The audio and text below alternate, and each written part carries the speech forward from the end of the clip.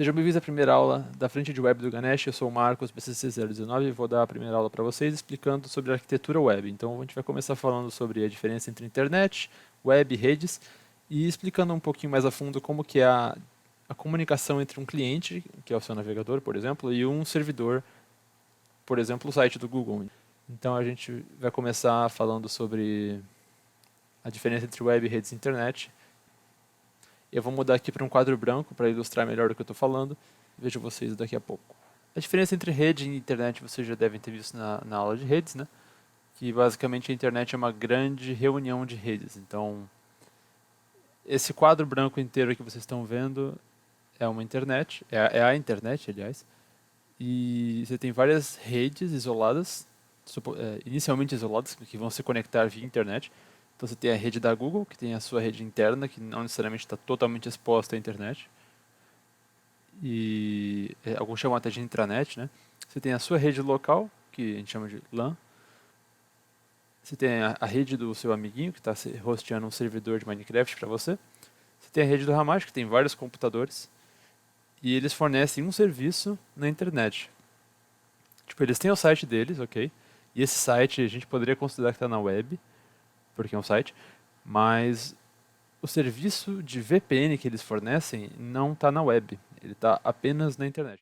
Então, quando você vai se conectar com o servidor do seu amigo, você usa um túnel VPN que passa pelo servidor do Hamash e depois manda para o seu amigo quais são as ações que você tomou no jogo, quais são os updates do servidor que você tem que registrar no seu cliente do jogo, que não passam pela web. A web, na verdade, não é um local físico, não é nenhum conceito teórico palpável, assim. Ela é uma abstração de quais serviços da internet a gente considera como da web, entendeu? Então, web você vai considerar como serviços web, por exemplo, um site. Você vai se conectar com o site da Google, então você tem o site de pesquisas que está no servidor 1, e aí você quer se conectar com o Gmail, por exemplo, e está no servidor 2. Os dois são servidores, aliás, são serviços da Google, que pode estar em um ou mais servidores, inclusive, a gente não vai entrar em detalhes sobre isso, mas eles podem redirecionar. Tipo, você entra no google.com, que é de busca mesmo, e eles podem, ora vir para um servidor, ora para outro. Tem servidores de backup, enfim. Isso não está interessado, a gente não está interessado aqui em web, a gente só se interessa com o caminho que é feito, as requisições que são feitas, que a gente vai entrar em detalhes mais à frente. E basicamente isso. Então, o Hamash não seria um serviço web. E, então fica bem clara aqui a distinção entre rede, que é cada um desses círculozinhos, internet, que é tudo que tem nesse quadro, e web, que é todas as requisições que passam pela internet a fim de acessar um serviço em outra rede por meio da internet são de web, essas que eu passei por dentro da teia aqui. Para quem não sabe, web é teia em inglês, então por isso que eu coloquei uma teia aqui. Tá, agora vamos para o outro quadro que eu vou explicar como funciona a comunicação de um modo mais abstrato entre um cliente e um servidor. Inclusive, o que é um cliente e o que é um servidor. Então, a diferença entre um cliente e um servidor é basicamente que o cliente é quem acessa o serviço que o servidor está servindo, né? Bom, o cliente é o quê? Ele é um computador, ele é um programa, tanto faz. Você pode pensar que ele é um computador. Numa rede, faz sentido. Tem um computador que está me servindo uma página web, sei lá, para baixar todos os arquivos que eu guardo de backup num HD externo. Aí eu deixo um computador, que eu quase nunca uso, e deixo um HD conectado nele, e um programa rodando, o programa fica escutando a porta 3000, sei lá, e aí quando eu estou no meu notebook eu posso acessar o IP, 192.168.0.17, 2.3000. Aí vai estar lá meu sitezinho, que pode não ter nenhuma estilização, um site bem básico, só com uma lista de arquivos. Aí eu baixo os arquivos, pronto, eu posso chamar um computador de servidor, que vai ser o meu computador, e o meu notebook eu chamo de cliente. Mas em outros níveis de abstração, a gente pode até pensar que no mesmo computador existe um servidor e um cliente. Nada me impede de definir um programa rodando na porta 3000 no meu próprio computador, com esses mesmos arquivos, mesmo HD externo, e eu criar um script em Python que, sei lá, baixa todos eles e salva num outro HD externo. Por que eu faria isso em vez de copiar e colar? Eu não sei. Mas, enfim, é um script que acessa o meu servidor, que está no meu mesmo computador, e esse script baixa tudo do meu HD externo e passa para outro HD externo. esse script vai ser o cliente, entendeu? Não necessariamente é um computador. Na maioria dos casos, o servidor vai ser um programa, ou a gente vai pensar melhor num computador, porque a gente não sabe exatamente como funciona essas partes internas dos servidores, como o Google, como o Bing, sei lá, Facebook. A gente não sabe como funciona, por isso a gente chama de computadores e servidores. A gente não sabe a parte interna, quais são os programas que rodam lá, como que é o redirecionamento de caminhos, sei lá, por qualquer motivo um servidor pode ficar fora do ar, e aí o servidor principal redireciona a sua conexão para outro servidor, a gente não sabe como funciona isso, então vamos deixar um nível mais acima. Vamos pensar que o servidor geralmente está falando do computador que está hospedando aquele serviço. Enquanto o cliente, a gente pode pensar no nosso navegador. Poderia ser um notebook também, mas como eu disse, a gente pode definir um servidor no próprio notebook. Então, geralmente, nosso cliente, a gente vai estar falando do navegador. Bom, tá, e quais são as diferenças de cargos, né? Quais são as funções de cada um deles, do cliente e do servidor, né? Bom, se tratando de um site, o cliente é o responsável por renderizar as coisas na sua tela, por dar funções aos botões que vêm, estruturar a página hierarquicamente, de acordo com o HTML que for informado, e estilizar ela. Então, distribuição dos elementos, cores, enfim, tudo que você consegue ver e, e tudo que acontece no seu computador é o cliente que faz, o navegador que faz. Tudo bem, o cliente ele é responsável por tratar a página da web de modo visual, de modo interativo com o usuário. Mas como que o cliente consegue a página web? Então, aí é que entra o cargo do servidor. O servidor ele é responsável por enviar a página web, dentre outras coisas, né? Mas a principal função dele é enviar a página web para o cliente. E como é que ele faz isso? Por meio de requisições. O cliente vai se conectar com o servidor, fazendo uma requisição. Na requisição ele vai falar o que ele está querendo e de que modo e quais são as coisas que ele tem que informar para querer aquilo. Então, por exemplo,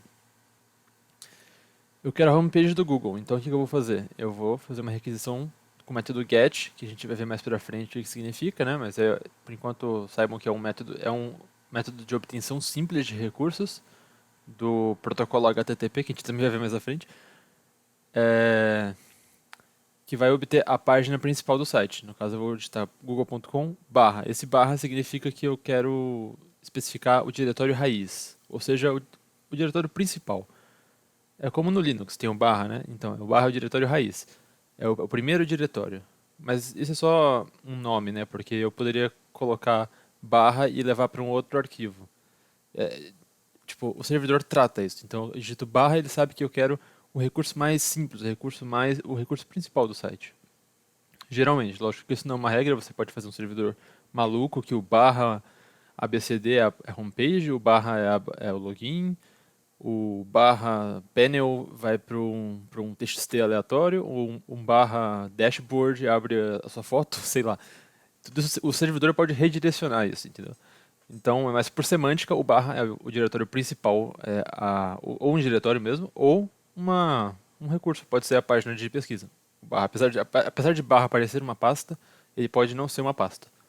E geralmente não é, na verdade, enfim. Eu faço uma requisição para esse Google barra, google.com barra, que é para pegar a página principal. O servidor vai receber essa requisição e vai tratar ela de acordo com as regras que ele quer exercer, né? No caso de uma página simples, ele só vai entregar a página e ele vai dar uma resposta. E nessa resposta, então presta atenção dos nomes que eu estou usando, requisição, resposta, esses são nomes oficiais. E dessa resposta ele vai entregar o HTML da página. O que é o HTML? A gente vai ver mais para frente nas próximas aulas, mas HTML é uma linguagem de marcação da página web. Então, basicamente, ela vai fazer o quê? Ela vai estruturar e enumerar quais são os itens. Então, tipo, aqui tem uma imagem, ali tem um campo de texto, aqui tem um parágrafo, e, tipo, qual está dentro do outro, mais ou menos, assim. É uma estrutura, não é exatamente o que vai ser exibido. Porque depois ele vai enviar um CSS também, indicando como exibir os elementos. Então, tipo, tamanho, cor, posicionamento, alinhamento, esse tipo de coisa, transparência. E ele também vai pedir o JavaScript, que vai indicar quais são os comportamentos dos itens. Então, por exemplo, eu tenho um botão que o HTML falou que existe, o CSS falou que o botão é arredondado, tem cor cinza, está no meio da tela, esse tipo de coisa. Aí o JavaScript fala, esse botão abre uma tela de seleção de arquivos.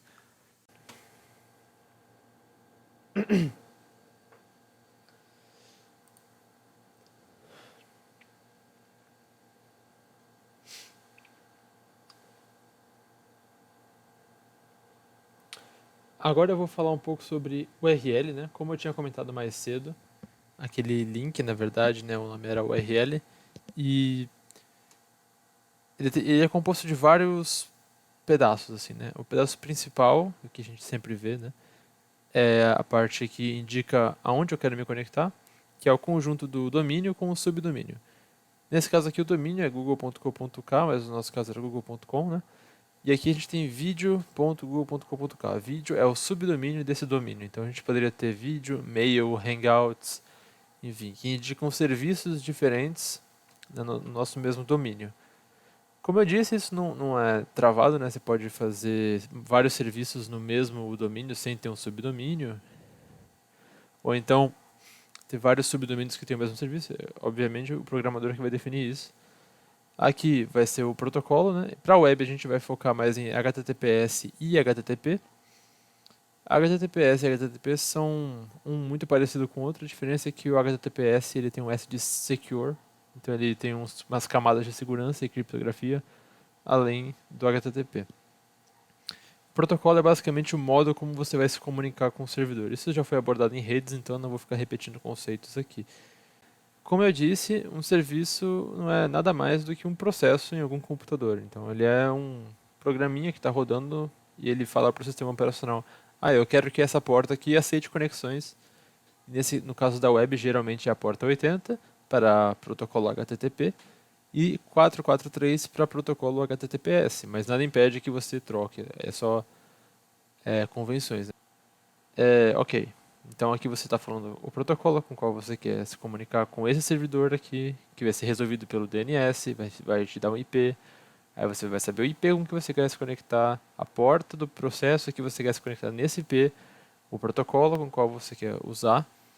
Daí, agora que você sabe com quem você quer falar especificamente, tudo que vier daqui para frente é o programa que está servindo esse site, esse servidor, enfim, o Node.js, o Apache, enfim, ele vai usar esses parâmetros e essas identificações para te dar o que você está pedindo. Então, nesse caso aqui, eu quero o recurso Video Play. Muito provavelmente ele vai rodar um vídeo, uma coisa do tipo. Esse aqui é o caminho ou o recurso, ou o caminho até o recurso. É um nome arbitrário que o servidor vai interpretar, não precisa ser o nome de um arquivo, mas pode ser. Se fosse, por exemplo, barra robots.txt, ele vai estar pegando o arquivo robots.txt, que poderia estar na pasta raiz ou não. Enfim, por padrão, o Apache ele realmente usa caminhos exatos assim. Então, se eu digitar barra pasta 1, barra documento 1, ponto PDF, ele vai lá no barra var, esse no Linux, né? Barra var, barra www, barra html, aí tudo que tiver lá, você pode acessar aqui. Então esse barra aqui é o diretório raiz, que esse é HTML, né? Mas claro que você pode mudar isso, inclusive em servidores Node.js, isso por padrão não é feito, você tem que criar cada rota. O nome disso daqui, que está escrito como PF, pode ser chamado de rota também. E de acordo com a rota você vai identificar um recurso. Nesse recurso você vai passar uma query. Essa query é composta de parâmetros, então para você identificar que a query foi iniciada você usa uma interrogação. E aqui você coloca os parâmetros que foram passados nessa query. Então ele começa com nome do parâmetro igual valor do parâmetro. Aí e indica que vai ter um outro parâmetro. Então HL igual a EN. Provavelmente deve ser língua de exibição ou coisa do tipo. E aí você coloca um fragmento. Esse fragmento ele é como se fosse um parâmetro também, mas ele é usado em casos mais específicos. Por exemplo, nesse caso aqui, o tempo do vídeo que vai ser exibido. Então eu acho que era isso que eu tinha para passar para vocês. A próxima aula que vocês vão ver é de HTTP e HTTPS, que é o Guerra que vai falar. E é basicamente isso, eu acho. Até a próxima aula.